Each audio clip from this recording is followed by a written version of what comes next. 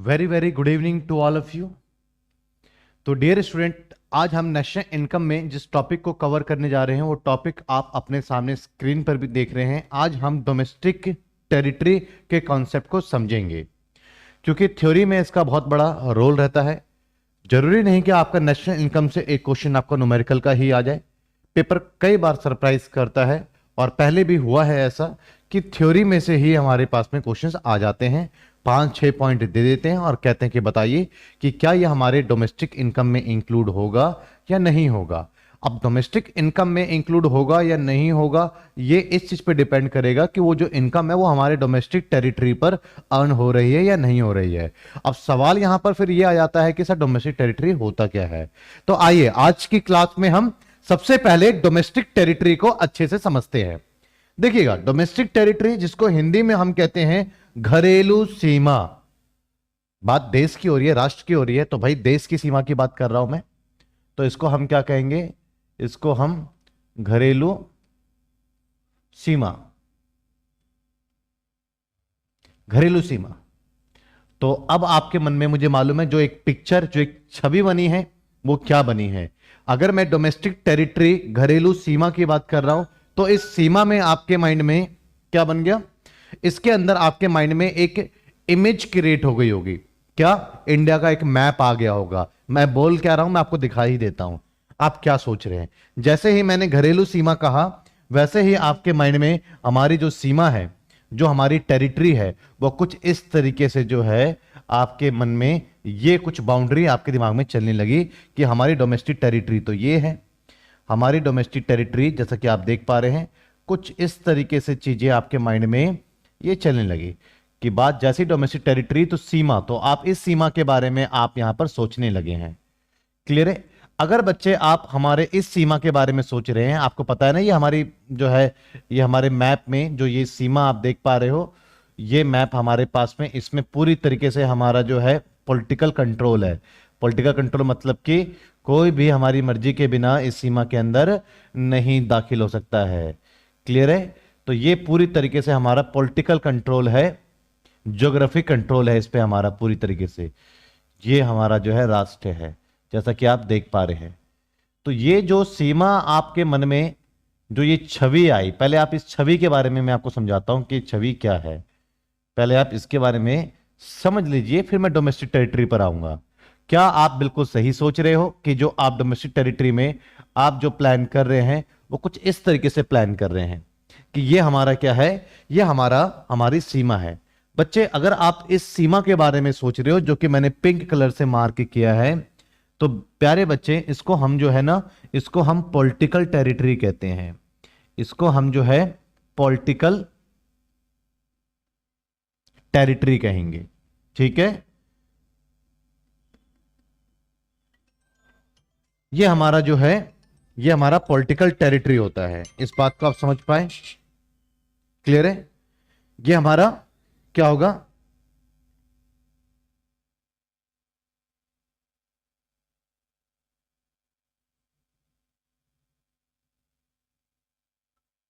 ये आपकी मैक्रो की क्लास है ना, मैक्रो इकोनॉमिक्स की।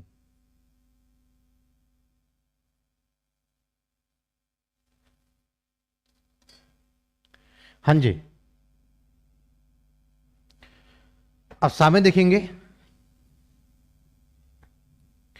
अब सामने देखिएगा, तो यहां पर हम बात करते हैं कि ये पॉलिटिकल टेरिटरी है। पॉलिटिकल टेरिटरी क्या होता है? जिस पर कि हमारा कंट्रोल पूरी तरीके से है, जो हमारे राष्ट्र की जमीन है, जो हमारे राष्ट्र की भूमि है, जिसमें हमारी मर्जी के बिना कोई दखल नहीं कर सकता, ये पॉलिटिकल टेरिटरी है। लेकिन अगर आप इसी को डोमेस्टिक टेरिटरी समझ रहे थे, इस बाउंड्री को, तो आप गलत सोच रहे थे। प्यारे बच्चे, पॉलिटिकल टेरिटरी एक अलग चीज होती है और आप इस बात का ध्यान रखें कि इकोनॉमिक टेरिटरी एक अलग चीज होती है। बात मैं कर रहा हूं यहां पर किस चीज की, बात चल रही है यहां पर इकोनॉमिक टेरिटरी की। इकोनॉमिक जो टेरिटरी है इसी को हम क्या बोलते हैं, इकोनॉमिक टेरिटरी को ही हम डोमेस्टिक टेरिटरी कहते हैं। इसी को हम डोमेस्टिक टेरिटरी कहते हैं। पहले आप धीरे धीरे करके सब कुछ अच्छे समझेंगे, इतनी बेहतरीन तरीके से समझ जाएंगे कि आप खुद कहेंगे कि सर मजा आ गया। देखिएगा, तो जो ये बाउंड्री की एक छवि आपके दिमाग में बनी, ये तो एक पॉलिटिकल टेरिटरी है। और मैं बात कर रहा हूं एक डोमेस्टिक टेरिटरी की, मैं बात कर रहा हूं यहां पर इकोनॉमिक टेरिटरी की। इकोनॉमिक टेरिटरी मतलब कि एक ऐसी सीमा की मैं बात कर रहा हूं जहां पर इकोनॉमी जनरेट होती है, जहां पर हम आय जो है वो अर्न करते हैं। तो इकोनॉमिक टेरिटरी में क्या क्या होगा, मैं आपको इस बात को समझा देता हूं।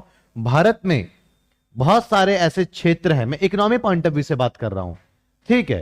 अगर मैं राष्ट्र के नजरिए से बात करूं, देश की बात करूं मैं, तो ये पूरा का पूरा जो हमारा अखंड भारत है, ये हमारे जो है भूमि है, ये हमारी जो है भारत माता है। ये जो मैं बात कर रहा हूं जिसपे पूरी तरीके से पावर से पॉलिटिकली हमारा पूरा कंट्रोल है, इस चीज को बात कर रहा हूं। ये एक पॉलिटिकल टेरिटरी है और यहां पर मैं आपको पॉलिटिकल नहीं पढ़ा रहा हूं, यहां पर मैं आपको पढ़ा रहा हूं इकोनॉमी। तो यहां पर मैं बात करूंगा आपसे इकोनॉमी टेरिटरी की। इकोनॉमी मतलब कि मैं अर्निंग से रिलेटेड बात करूंगा यहां पर। तो अब आप पॉलिटिकल टेरिटरी से थोड़ा बाहर निकलिए और इकोनॉमी टेरिटरी पर अब आ जाइए। इकोनॉमिक टेरिटरी क्या होता है, तो मैं आपको यहां पर बताता हूं कि भारत के अंदर ऐसे बहुत सारे क्षेत्र हैं जहां पर हमारी इकोनॉमी एक्टिविटी नहीं होती है।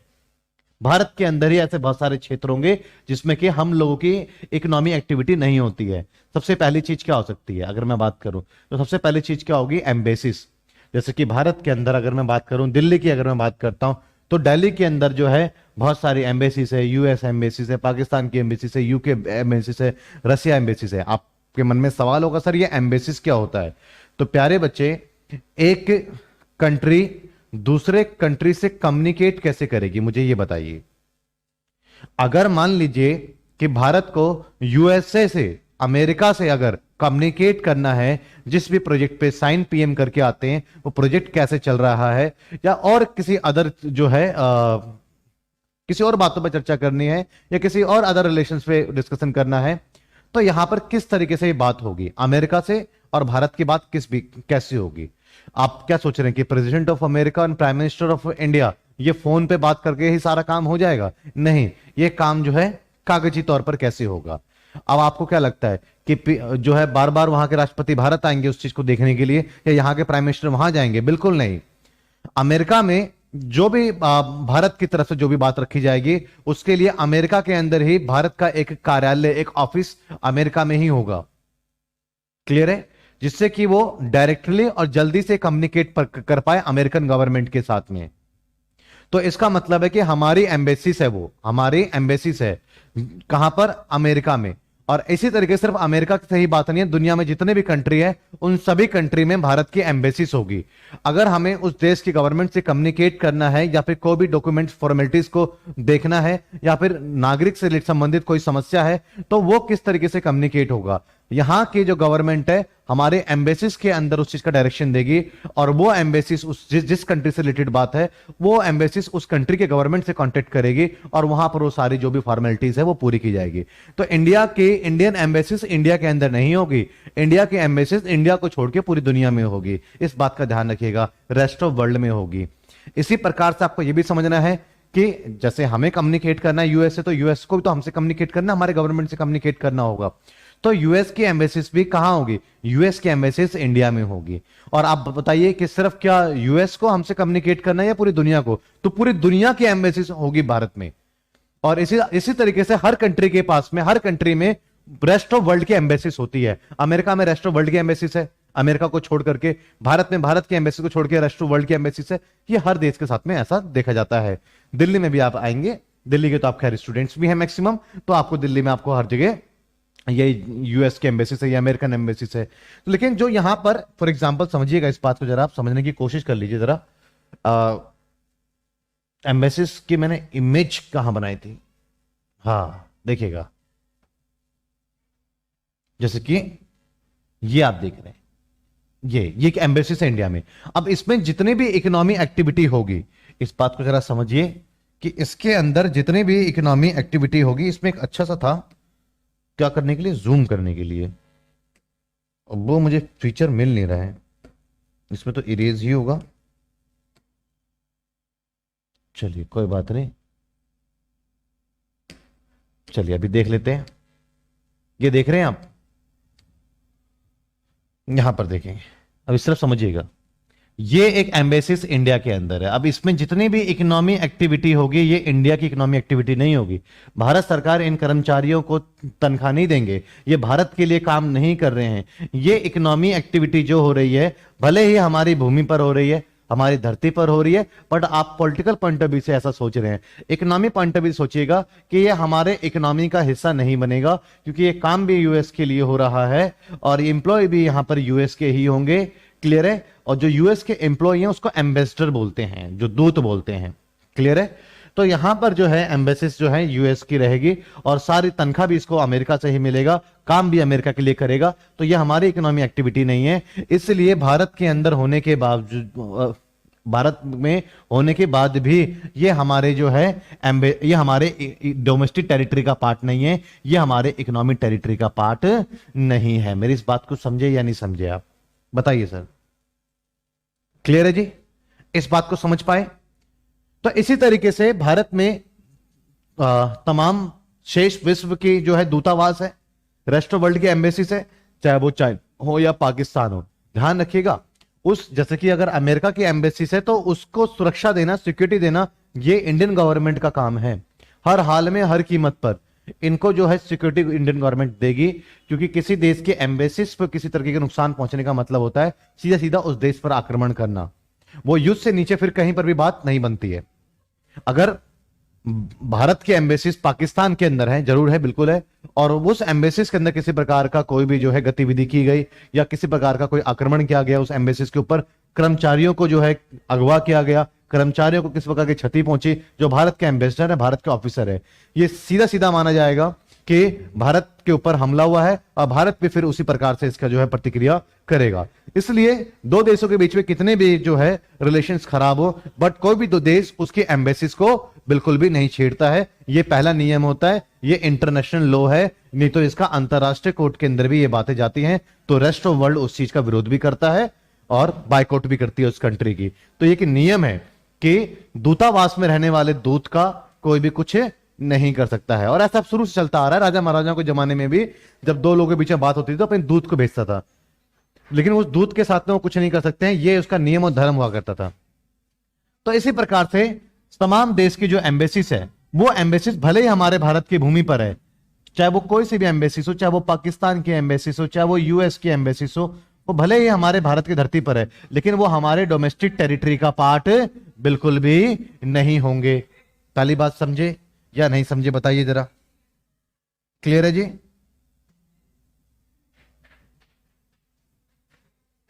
ये बात क्लियर है आपको? अब मैं बात करता हूं दूसरी।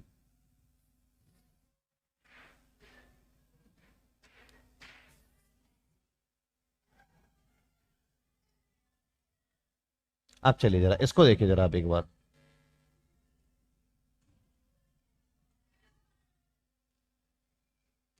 हाँ जी, ये ऊपर, चलिए इसको भी नीचे करते हैं, इस पे फोकस करते हैं। ये देखो जी, सिर्फ जैसे आप एक एम्बेसीज को ट्रीट कर रहे हो, इसी तरीके से बाहर की कुछ जो है कंपनी, ऐसी कंपनियां जैसे अमेरिका की कोई कंपनी है तो अमेरिका में रजिस्टर्ड होगी, भारत में आकर के वो काम करेगी। तो इसी तरीके से बाहर की कोई कंपनी है, ये तो इंडियन कंपनी है, हमारी खुद की, हमारे जो है देसी कंपनी है, इसका रजिस्ट्रेशन भी भारत में हुआ है, ये बाहर काम करेगी, इंडिया में भी काम करेगी। लेकिन अगर बाहर की कोई कंपनी है जैसे माइक्रोसॉफ्ट हो गया, सोनी हो गया, ये कुछ कंपनी बाहरी कंपनी है, इंडिया में काम करती है, तो ये बाहर की कंपनी, बाहर इसका रजिस्ट्रेशन हुआ है, तो ये भी जो भी इस पे इकोनॉमी एक्टिविटी होगा ये भी हमारे डोमेस्टिक टेरिटरी के अंदर काउंट नहीं होगा। हाँ, ये हमारे डोमेस्टिक टेरिटरी के अंदर काउंट होगा क्योंकि हमारी इंडियन कंपनी है।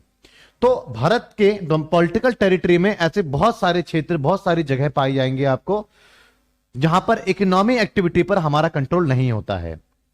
अगर रेस्ट ऑफ वर्ल्ड की एम्बेसीज की इकोनॉमिक एक्टिविटी पे हमारा कोई कंट्रोल नहीं है, कोई भी हमारा उससे लेना देना नहीं है, उस जमीन की मैं बात कर रहा हूं, उस क्षेत्र जगह की बात कर रहा हूं मैं, वहां पे जो भले, अब आप कहेंगे सर चलिए आप मुझसे एक एग्जांपल लेते हैं, और आप मुझसे एक एग्जांपल लेते हैं कि सर ये यूएस का एम्बेसीज है, ठीक है, और इस यूएस के एम्बेसीज के अंदर क्या हो रहा है कि एक भारतीय कोई अखबार देता है या चाय पिलाता है, तो उस भारतीय की जो आय है क्या वो हमारे डोमेस्टिक टेरिटरी का पार्ट नहीं होगा? नहीं जी, कौन कमा रहा है? डोमेस्टिक टेरिटरी का इससे कोई लेना देना नहीं है। कहां पे कमाया जा रहा है? डोमेस्टिक टेरिटरी का इससे लेना देना है। अगर वो हमारे वो अगर हमारे डोमेस्टिक टेरिटरी का पार्ट नहीं है, मतलब कि इकोनॉमिक टेरिटरी का जगह नहीं है, वो क्षेत्र नहीं है, तो भले उस पर कमाने वाला कोई भारतीय ही क्यों नहीं हो, वो हमारे डोमेस्टिक इनकम के अंदर शामिल नहीं होगा, वो हमारे डोमेस्टिक टेरिटरी का पार्ट नहीं होगा।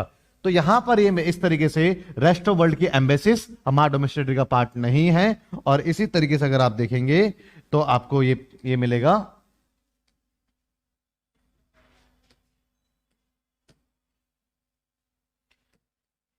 इसी तरीके से आप फॉरेन की जितनी भी कंपनीज हैं, जैसे कि आपके पास में सोनी हो गया, माइक्रोसॉफ्ट हो गया, ये हमारे डोमेस्टिक टेरिटरी का पार्ट नहीं है। और इसी तरीके से अगर कोई हेडक्वार्टर है, कोई इंटरनेशनल ऑर्गेनाइजेशन का हेडक्वार्टर है, जैसे कि मान लो कि यूएनए हो गया, डब्ल्यूएचओ हो गया, इस प्रकार से आईएमएफ हो गया, वर्ल्ड बैंक हो गया, ये कुछ इंटरनेशनल ऑर्गेनाइजेशन है। अगर इस इंटरनेशनल ऑर्गेनाइजेशन कोई यहां पर कोई भी यहां पर अगर जो है ऑफिस है, कोई कार्यालय है, तो वो भी हमारा जो है इंटरनेशनल, आपको जो है जो भी है ऑफिस है, उसका जो है कोई भी कार्यालय अगर भारत में है तो वो भी हमारा डोमेस्टिक टेरिटरी का पार्ट नहीं है। तो मैं 3 चीजें गिनवा चुका हूं। एक तो फॉरेन कंपनीज की जो एक्टिविटी हमारे भारत में हो रही है, हमारे पॉलिटिकल टेरिटरी में हो रही है, लेकिन वो फॉरेन कंपनी है, इसलिए हम उसको अपने डोमेस्टिक टेरिटरी का पार्ट उस जगह को नहीं मानेंगे। दूसरी बात, रेस्ट ऑफ वर्ल्ड की एम्बेसीज जो है भले हमारे पॉलिटिकल टेरिटरी के अंदर है, लेकिन उसको भी हम अपने डोमेस्टिक टेरिटरी का पार्ट नहीं मानेंगे। और इसी तरीके से कोई इंटरनेशनल ऑर्गेनाइजेशंस के कोई ऑफिस हैं हमारे भारत के अंदर जिस जगह पर है, उसको भी हम अपने डोमेस्टिक टेरिटरी का पार्ट नहीं मानेंगे। तो भारत के अंदर पॉलिटिकल टेरिटरी के अंदर होते हुए भी कुछ क्षेत्र ऐसे हैं जो कि डोमेस्टिक टेरिटरी का पार्ट नहीं होगा। समझे? क्लियर है जी? कोई डाउट बताइए। और बच्चे इसी तरीके से अब आप जैसे कि इसी तरीके से भारत की एम्बेसीज, अब जैसे मान लीजिए यूएस एम्बेसीज है, अगर यूएस एम्बेसीज है भारत के अंदर, ठीक है, तो वो जो डोमेस्टिक टेरिटरी किसका होगा, वो यूएस का होगा। As a economic point of view से वो इकोनॉमिक टेरिटरी यूएस का होगा। मेरी बात समझे या नहीं समझे? क्लियर है? मैंने तो ये बात तो साफ साफ कर दी आपको, अभी ये चीज तो मैंने साफ साफ करा अभी आपको। क्या मैंने आपसे ये बात कह दी है कि ये हमारे पास में ये यूएस के एम्बेसीज है और ये हमारे डोमेस्टिक टेरिटरी का पार्ट नहीं है, इकोनॉमिक टेरिटरी का पार्ट नहीं है। तो फिर ये किसकी टेरिटरी है भैया? यूएस की एम्बेसी से, तो ये यूएस की टेरिटरी होगी। समझे या नहीं समझे आप? तो यूएस की जो है डोमेस्टिक और इकोनॉमिक पॉइंट ऑफ व्यू से जो टेरिटरी है भारत के अंदर भी है। क्लियर है? बात समझे या नहीं समझे? इसी तरीके से भारत के भी एम्बेसीज पूरी दुनिया में है और जहां जहां है वो सारी जगह, चाहे पाकिस्तान में हो, अमेरिका में हो, वो सारा क्षेत्र, वो जगह है जहां पे हमारी एम्बेसीज है, वो पर्टिकुलर स्पेस वो हमारी डोमेस्टिक टेरिटरी का पार्ट होगी। जियो की कंपनी जहां जहां पर है रेस्ट ऑफ वर्ल्ड में, रिलायंस जहां जहां पर है, टाटा स्टील जहां जहां है, वो हमारे डोमेस्टिक टेरिटरी का पार्ट होगी। मेरी बात समझे या नहीं समझे? क्लियर है? तो डोमेस्टिक टेरिटरी अभी आप जो आपके दिमाग में चल रहा था वो पॉलिटिकल टेरिटरी होता है। क्लियर है ना? समझे? लेकिन डोमेस्टिक टेरिटरी का मतलब होता है इकोनॉमिक से रिलेटेड बात कर रहा हूं मैं, इकोनॉमिक टेरिटरी की मैं बात यहां पर आपसे कर रहा हूं। तो आप इस बात को समझ पाए कि डोमेस्टिक टेरिटरी क्या क्या है और इकोनॉमिक टेरिटरी क्या क्या है। अब बताइए, इस बात को अगर आप समझ पाए तो हम आगे बढ़ सकते हैं। ये हो गया भैया टेढ़ा, चलिए इसको करते फिर सीधा हो गया जी। करते अब इसको छोटा और आपके सामने लगाते हैं हम दोनों चीजें एक साथ ही। हाँ जी, क्लियर है जी? इस बात को समझ पाए कि क्या डोमेस्टिक टेरिटरी का पार्ट है और क्या डोमेस्टिक टेरिटरी का पार्ट नहीं है। तो आइए अब हम पढ़ते हैं इसके बारे में इन अ कॉमन लैंग्वेज। अब देखिएगा डोमेस्टिक इनकम क्या होता है, इस बात को भी समझ ही लेते हैं साथ के साथ। जब चर्चा शुरू हो चुकी है तो अब बात दूर तक जाएगी। मैं बात कर रहा हूं यहां पर डोमेस्टिक इनकम की, कि डोमेस्टिक इनकम किसे कहते हैं। वो इनकम जो हमारे डोमेस्टिक टेरिटरी में जनरेट हुई है, हमारे डोमेस्टिक टेरिटरी में इनकम जनरेट हुई है, उस इनकम को हम डोमेस्टिक इनकम कहेंगे। क्लियर है? यहां पर देखिएगा कौन अर्न कर रहा है। क्लियर है ना? क्लियर है? यहां पर जो है हु का कोई लेना देना नहीं है। क्लियर है? यहां पर वेयर का लेना देना है। ठीक है ना? कौन का कोई मतलब नहीं है, कहां आय का जो है सर्जन हो रहा है। मेरी इस बात को समझे ही समझे। भले ही एग्जाम्पल समझाता हूं मैं, समझिएगा। भारत और साउथ अफ्रीका का जो है क्रिकेट मैच होता है और वो जो है भारत के जमीन पर होता है, भारत की डोमेस्टिक टेरिटरी ही है वो। भारत के पॉलिटिकल टेरिटरी भी है, और साउथ अफ्रीकन खिलाड़ी जो है वो टीम जीत जाती है और वो प्राइज ले जाती है, मैन ऑफ द मैच मिलता है उनको, सब कुछ मिलता है। तो वो इनकम तो उनकी होगी ना, वो तो यहां से अब फ्लाइट पकड़ेंगे कल और चले जाएंगे अपने देश साउथ अफ्रीका। लेकिन डोमेस्टिक टेरिटरी क्या कहता है, किसने कमाया हमें मतलब नहीं है, हमारी जगह पर हुआ ना तो हमारा डोमेस्टिक इनकम होगा। समझे? क्लियर है जी? मेरी बात समझे?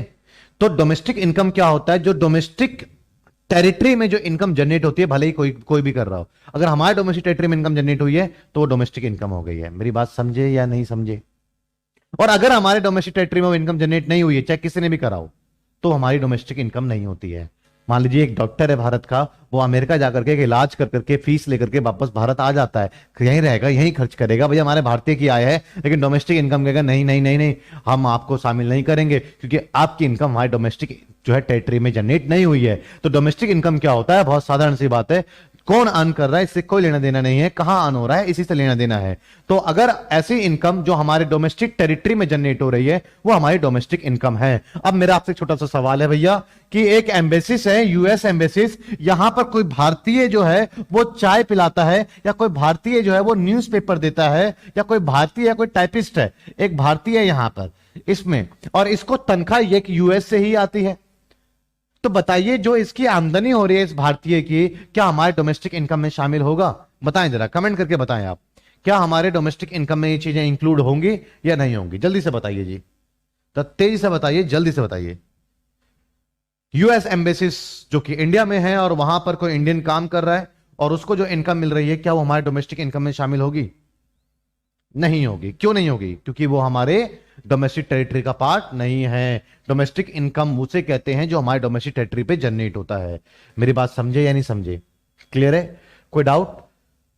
और इसी तरीके से सिर्फ ये कोई 3 पॉइंट लिए मैंने, एक तो एम्बेसिस लिया है मैंने, एक फॉरेन कंपनीज लिए मैंने, क्लियर है जी, और एक मैंने हेडक्वार्टर्स के ऑफिस लिए हैं। और दूसरी बात आप ये भी समझिएगा कि मान लीजिए कोई कोई प्रोजेक्ट इंडिया, भारत जो है क्या कर रही है कि कोई एक काम कर रही है नेपाल में, इंडिया जो है नेपाल में एक काम कर रही है, ठीक है जी, या फिर भारत जो है बांग्लादेश में कोई काम कर रही है, अंबानी ने कोई फैक्ट्री लगाई है या कोई काम चल रहा है, भूटान में कोई काम चल रहा है अदर कंट्री में, लेकिन वो भारत का ही प्रोजेक्ट है। क्लियर है? तो ये जो प्रोजेक्ट है ये हमारे डोमेस्टिक टेरिटरी का पार्ट हो जाएगा, भले ही हमारे भारत में नहीं है। क्लियर है जी? इसी तरीके से कोई एयरलाइन है, इंडिया और रूस के बीच में कोई इंडियन एयरलाइन है जो फ्लाइट चलाती है, अगर वो भारत का है तो फिर वो हमारे डोमेस्टिक टेरिटरी का पार्ट हो जाएगा। क्लियर है? मेरी बात समझे या नहीं समझे? चलिए, अब ये कुछ बातें कह रहा है, इन बातों को समझते हैं और आज की कक्षा में अच्छे से समझ करके आज की क्लास को हम पूरा करेंगे। लीजिए जी, हाँ जी प्यारो, in a common language the domestic territory of a country is understood to mean the political territory of a nation, but in economics it refer to the economic territory which is the much wider concept than the political territory. भैया political territory तो एक boundary में ही है ना, but economic territory जो है boundary के बाहर भी जा रही है। अमेरिका में अगर कोई एम्बेसी है तो भैया वो भी हमारा डोमेस्टिक टेरिटरी का पार्ट आ गया, पाकिस्तान में कोई हमारी एम्बेसी है तो वो भी हमारा डोमेस्टिक टेरिटरी का पार्ट हो गया। सचिन आप कितनी देर हो गया आपको ज्वाइन किए हुए? क्योंकि बड़ी देर से मैं एक ही बात बोले जा रहा हूं। अच्छा, कंपनी वाला सच समझ में नहीं आया, ठीक है। मान लीजिए देखिएगा, टाटा स्टील जो है वो बाहर भी है, विदेशों में भी है, टाटा की, अंबानी की, ये भारत की, इनका रजिस्ट्रेशन भारत में हुआ है इन कंपनियों का, लेकिन ये अपने जो है ऑफिस या अपने जो फैक्ट्रियां बाहर विदेशों में भी डाला हुआ है। तो वहां पर जो, क्योंकि वो एक ऐसी कंपनी काम कर रही है जिसका रजिस्ट्रेशन भारत में हुआ है, तो वो एरिया हमारे डोमेस्टिक टेरिटरी का पार्ट होगा। भैया जब हमारे भारत में पेप्सी का जगह है वो उनका जो है डोमेस्टिक टेरिटरी का पार्ट है, तो ऐसी हमारी कंपनी जहां पर होगी वो हमारा डोमेस्टिक टेरिटरी का पार्ट क्यों नहीं होगा? बताओ। क्लियर है जी? ये बात समझ में आपको आई या नहीं आई बताइए?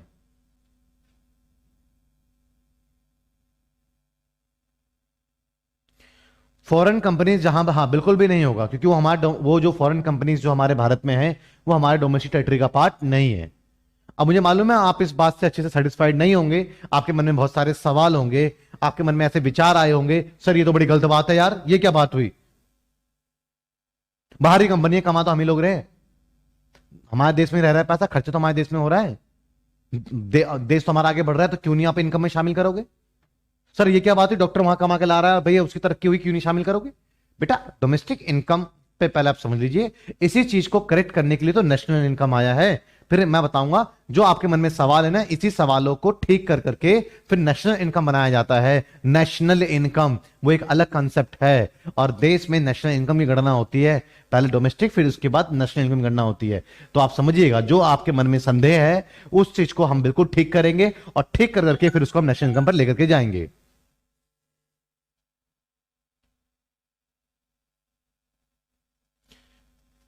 हाँ जी, और कोई डाउट तो प्लीज पूछें। चलिए सचिन जी पूछिए, आपको क्या डाउट है। सर आवाज आ रही है। हाँ हाँ आ रही है, पूछिए। सर मेरा क्वेश्चन यही था कंपनी वाले में, जैसे जियो का या कुछ भी रिलायंस का फार्म किसी कंट्री में सेटअप करते हैं या, हम्म। तो वो हमारी टेरिटरी थोड़ी है, वो तो उनकी टेरिटरी है ना, तो वो दूसरी कंट्री है। हाँ तो आप जो बात कर रहे हैं पॉलिटिकल पॉइंट ऑफ व्यू से आपकी बात बिल्कुल करेक्ट है, क्लियर है। इसको हम पॉलिटिकल टेरिटरी, वो हमारी पॉलिटिकल टेरिटरी बिल्कुल भी नहीं है, वो हमारा देश बिल्कुल भी नहीं है, बट इकोनॉमिक टेरिटरी मैं समझा रहा हूं आपको। अच्छा, तो वो अपन वो हम उससे अर्न कर रहे हैं, तो इकोनॉमिक वो टेरिटरी में वो आ हमारी रहे हैं, इकोनॉमिक टेरिटरी हो गई है, क्लियर है ना। क्योंकि हम आ रहे हैं। हम्म। तो मैंने पहले बता दिया था कि पॉलिटिकल टेरिटरी के बार बार माइंड जाएगा, तो पॉलिटिकल टेरिटरी से हटा दो, ठीक है। क्योंकि पॉलिटिकल हम इकोनॉमिक पॉइंट ऑफ व्यू से देखेंगे इकोनॉमिक टेरिटरी क्या होता है, जहां भी हमारी इकोनॉमिक एक्टिविटी होगी वो सारा हमारी इकोनॉमिक टेरिटरी के अंदर आएगा, हमारी डोमेस्टिक टेरिटरी के अंदर आएगा। इसी तरीके से भारत के अंदर भी बाहर की कोई फॉरेन कंपनी है तो वो हमारी डोमेस्टिक टेरिटरी नहीं है, उसी कंट्री की डोमेस्टिक टेरिटरी होगी। सर जैसे वो हमें टैक्स वैक्स देती है, बाहर की कंपनी जैसे इधर है इन्वेस्टमेंट करती है, टैक्स देती है, वो भी हमारी अर्निंग है, तो वो भी नहीं लेंगे हम जैसे। नहीं, हाँ बिल्कुल बिल्कुल, उस किसी भी उसके पूरे एंटायर इनकम को हम अपने डोमेस्टिक इनकम के अंदर इंक्लूड नहीं करेंगे, जबकि होना चाहिए ना। सर क्योंकि मूवमेंट तो दे रहे हाँ, हैं। तो इसी में ये कुछ चीजें हैं, जो पैसा भारत में आ रहा है उसको कई जगह रखा नहीं जा रहा, जो पैसा भारत से जा रहा है उसको रखा जा रहा है, जैसे मैंने साउथ अफ्रीका का उदाहरण लिया, ठीक है ना। इसी चीज में हम करेक्शन करेंगे, क्लियर है। जो आपको आगे पढ़ोगे, अभी मैं बस रफली बता देता हूं। फैक्टर इनकम टू एब्रोड, जो बाहर जा रहा है, फैक्टर इनकम फ्रॉम एब्रोड, इसको कर करके net factor income from abroad, और फिर हम यहां से नेशनल इनकम पे जाएंगे। तो ये जो आपके मन में डाउट है और जो आप है वो आपको पूरी तरीके से क्लियर होगा आगे चल करके, कि इसमें हम करेक्शन कैसे करेंगे। ठीक है, थैंक यू, बस ये डाउट। ठीक, क्लियर है जी। तो आगे क्या कहता है, अब बताइए वाइडर कंसेप्ट कौन सा है, पॉलिटिकल पॉइंट ऑफ व्यू से सोचना वाइडर कंसेप्ट है या इकोनॉमिक पॉइंट ऑफ व्यू सोचना वाइडर कंसेप्ट है, बताएं। वाइडर कंसेप्ट कौन सा है जी, पॉलिटिकल पॉइंट ऑफ व्यू से, क्योंकि आप विदेशों में जाकर के भी अपनी टेरिटरी बता रहे हो।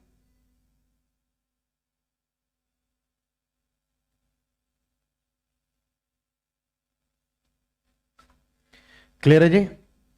हाँ जी, आगे बढ़ते हैं फिर।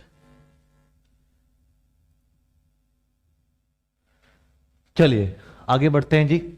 अब आगे क्या है, according to the United Nation economic territory, economic territory की डेफिनेशन बेसिकली क्या है, is the geographical territory administered by a government within the which the persons goods and capital circulate freely. एक ऐसी जगह पर जहां पर हमारे गुड्स और कैपिटल सब कुछ फ्रीली जो है सर्कुलेट हो पाए, वो हमारे टेरिटरी का पार्ट होगा। अब आपके कुछ क्वेश्चन है, do we have this freedom of circulation persons, goods and capital in the embassies of the foreign countries located in India। Foreign country की एम्बेसी जो कि भारत के अंदर लोकेटेड है, क्लियर है। तो ये कह रहा है कि क्या ये हमारे, सवाल ये है कि विदेशों की जो है दूतावास भारत में है, फॉरेन कंट्री के एम्बेसीज भारत में है, तो क्या यहां पर आप फ्रीली गुड्स एंड सर्विसेज को आप सर्कुलेट कर पाओगे, बिल्कुल भी नहीं कर पाओगे। क्लियर है जी, क्लियर है ना। तो इसलिए वो हमारे डोमेस्टिक का पार्ट नहीं है। तो कह रहा है कि no should be the answer, कि हमारा डोमेस्टिक का पार्ट नहीं है। Do we have this freedom of the circulation of person goods and capital in the Indian embassies located abroad. अब सवाल अगला ये पूछ रहा है कि जो अमेरिका के अंदर हमारे एम्बेसीज है, पाकिस्तान हमारे एम्बेसीज है, क्या इसमें हम जो है अपने पर्सन को जो है सर्कुलेट कर सकते हैं, अपने कैपिटल को सर्कुलेट कर सकते हैं? यस, कर सकते हैं, इसलिए वो हमारे इकोनॉमिक टेरिटरी का पार्ट है। मेरी बात समझे ही नहीं समझे? तो यूनाइटेड नेशन ने क्या डेफिनेशन दिया है? वो ये डेफिनेशन दिया है कि वो ऐसा एक एरिया जिस पर हम अपने पर्संस को, गुड्स को, कैपिटल को फ्रीली आप मूव कर सकते हो, वो एरिया हमारा इकोनॉमिक टेरिटरी का पार्ट होगा, मींस डोमेस्टिक टेरिटरी का पार्ट होगा। Yes should be the answer. Clear है? That foreign embassies located in India are not a part of the domestic economic territory of India. On the other hand, the Indian embassies located abroad are a part of the domestic income या economic territory of India. Thus, while the defining the term of the domestic territory, the focus is not to be on the political boundary of a nation. जब भी मैं आपको economic territory के बारे में पढ़ा रहा हूं तो बच्चे आप पॉलिटिकल के ऊपर मत चले जाइएगा,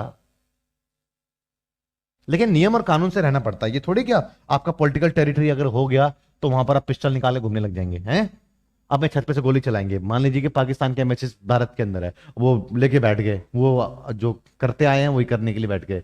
क्लियर है? वो यहाँ पर होली खेल रहे हैं, गुब्बारे मार रहे हैं, ऊपर से बम फेंक रहे हैं, कह रहा भैया हम तो अपने टेरिटरी पर है। ऐसा नहीं है, बहुत बुरी तरीके से सुताई हो जाएगी इस मैटर पे। देश, क्योंकि आप किसी के पॉलिटिकल टेरिटरी में हैं तो नियम कानून और जो चीजें होती हैं आपको उसका पालन करना पड़ेगा। समझे नहीं समझे? क्लियर है?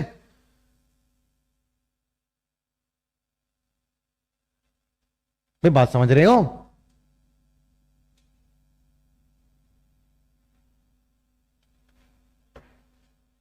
तो पॉलिटिकल टेरिटरी है जिसमें कि आपको डिसिप्लिन में रहना पड़ता है जिस देश में आप रहते हैं। ये नहीं कि पजामे में से, कुर्ते में से बम निकाल रहे हो। हाँ जी, बात समझे या नहीं समझे? क्लियर है?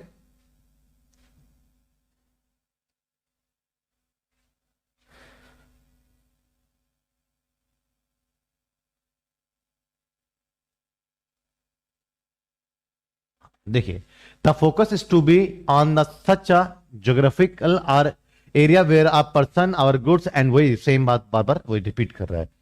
तो आप कह रहे हैं कि क्या डोमेस्टिक में इंक्लूड करना चाहिए? Ships and aircraft owned and operated by the normal residents between the two more countries. Ambani ji मान लीजिए, अडानी जी मान लीजिए, टाटा जी मान लीजिए कि किसी दो देशों के बीच में जो है शिप्स चला रहे, लेकिन वो हमारे भारत के हैं, तो वो जो जगह आ जाएगा ना, वो जो क्षेत्र आ जाएगा, वो हमारा डोमेस्टिक टेरिटरी का पार्ट हो जाएगा। मेरी बात समझे? वही बात यह है, वो जियो वाला जो एग्जांपल लिया था उस एग्जांपल से आप इसको जो है समझने की कोशिश करें। क्लियर है? समझे? क्लियर है लला? कोई डाउट बताइए।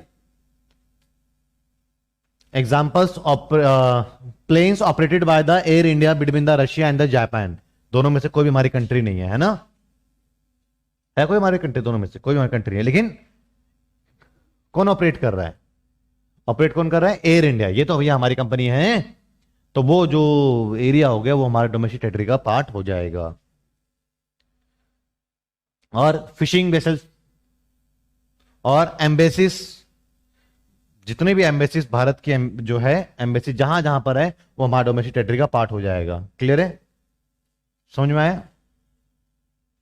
मान लीजिए भारत ने कोई मिलिट्री एस्टैब्लिशमेंट करा है, ठीक है ना, बांग्लादेश जैसे कि है। बांग्लादेश को आप, भारत जो है ना इसको लगाता है कम, लगाता है हल्के में लगाता है, नहीं है तो कम ही है।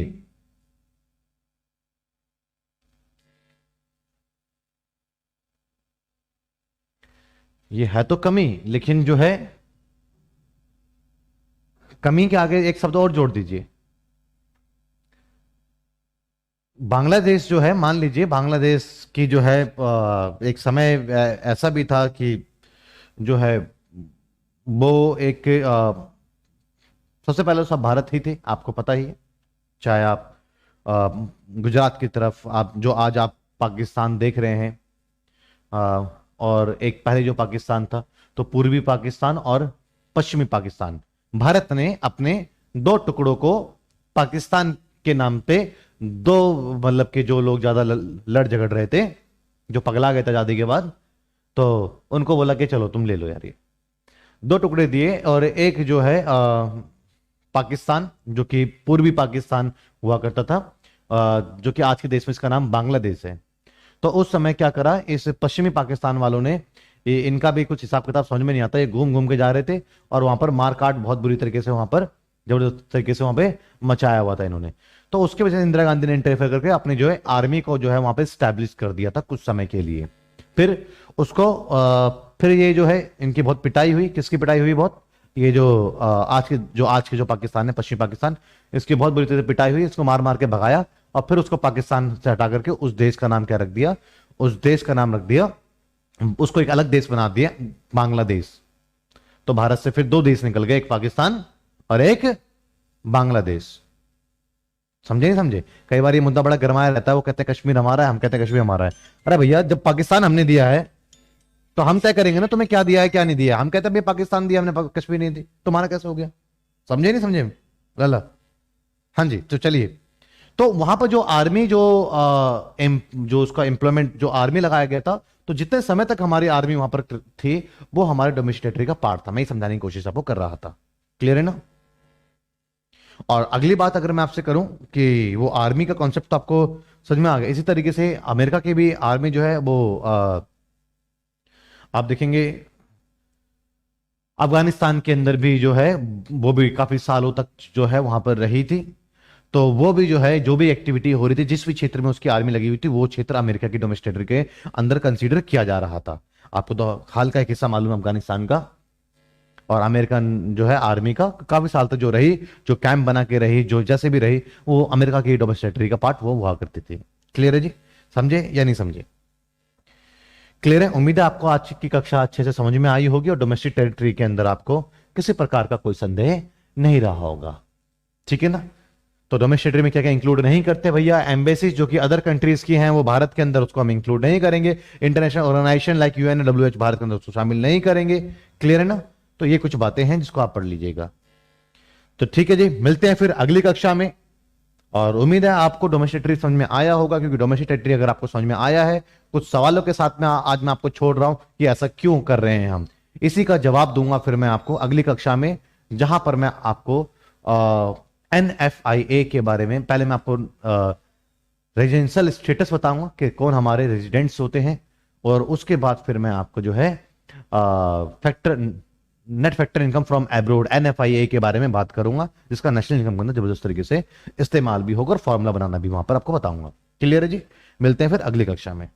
Thank you ji, thank you so much.